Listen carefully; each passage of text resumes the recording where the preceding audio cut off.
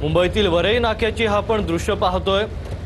मुंबई शहर आणि उपनगरात सकाळपासूनच पावसाने हजेरी लावली आहे। त्यातच वरई नाका परिसरातील सखल भागात पावसाचं पाणी साचलंय। पहिल्याच पावसात मुंबईमधील वरई नाका परिसरात पाणी साचल्याचं पाहायला मिळतंय। त्यामुळे आता महापालिकेचा नाले सफाईचा दावा आता येणाऱ्या पावसात फूल ठरतोय का हे पाहणं आता महत्त्वाचं ठरेल। मुंबई आणि उपनगरांमध्ये सकाळपासूनच पावसाने दमदार हजेरी लावले।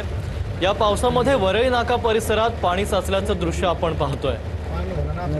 दादर लोअर परळ तसंच वांद्रे परिसरात पावसाने हजेरी लावले। तसंच उपनगरातील विक्रोळी भांडूप तसंच मुलुंड परिसरातही पावसाने हजेरी लावली आहे। त्यातच वरई नाका परिसरात आता पाणी साचल्याचं दृश्य समोर आलंय। त्यामुळे येणाऱ्या काळात महापालिकेचा नाले सफाईचा दावा फोल ठरतोय का हे पाहणं महत्त्वाचं ठरेल।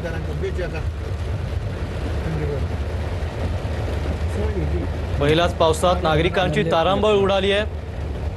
वरई नाका परिसरात पावसाचं पाणी साचल्यानं आता नागरिकांची तारांबळ उडाली आहे।